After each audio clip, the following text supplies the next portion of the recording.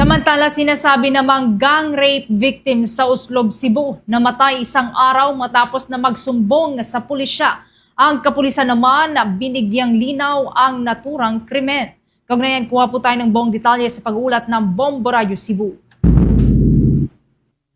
Namatay ang isang 15 anyos na batang babae na umano'y na gang rape isang araw lamang matapos siyang magsumbong sa pulisya sa Barangay Hagdan sa lungsod ng Uslob sa Southern Cebu noong Disyembre 13, 2024. Sa isang panayam ng Bombo Radio Cebu, kang Police Major Jude Sebrero, ang hepe ng Uslob Police Station, sinabi niya na noong Disyembre 12, humingi ng tulong ang biktima at ang kanyang ina dahil may nagmolestya umano sa kanya noong Disyembre 9, ang araw ng kapistahan sa kanilang bayan. Dahilan na sinuri ito ng Women and Children Protection Desk o WCPD sa parehong istasyon ang mag-ina kung saan tinanong ang biktima kung ano ang mga nangyari. Paliwanag ng 15 anyos na biktima na may nakilala siyang grupo ng mga lalaki at pinainom siya ng beer na may parang hinalo dito at naging dahilan na nanlumo ang kanyang katawan at dinala siya sa isang lugar na hindi niya naalala kung saan ito. Pinuntahan ng biktima kabilang na ang mga babaeng pulisya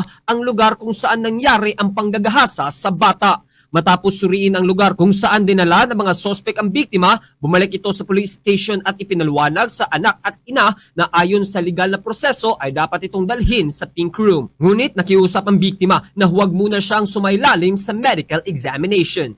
Sinubukan pa ng WCPD na kumbinsihin ang bata, ngunit ito ay nanginginig na at hindi tumutugon. Dahilan na pinauwi sila at sinabihan na bukas na ika-13 ay bumalik sa istasyon para pumunta sa pink room. Ngunit kinakbukasan sa hindi inaasahang insidente, binawian ng buhay ang biktima sa hapon ng parehong araw. Upang matukoy ang eksaktong dahilan ng pagkamatay ng biktima, nagsagawa ng autopsy ang Regional Forensic Unit ng Police Regional Office Central Visayas at nagkolekta ng mga specimen na ipinalala sa Camp Crame para i-histopathological at toxicological examination. Sinabi ni Sebrero na una nang binanggit ng biktima na inatake siya ng humigit kumulang at 13 na mga kalalakihan bagamat hindi niya tiyak ang eksaktong bilang. Dahil sa nangyari, pinaaalahanan niya ang publiko sa manatiling mag-ingat habang umiwas sa pagpakalat ng mga maling impormasyon at mga haka-haka.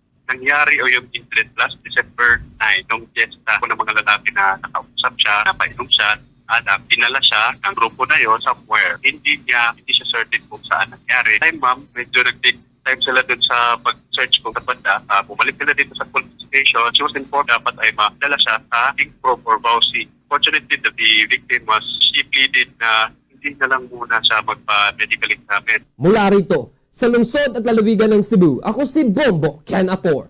Para sa number 1 and most trusted radio network in the country, Bombo Radio Philippines. Basta Radio. Bombo!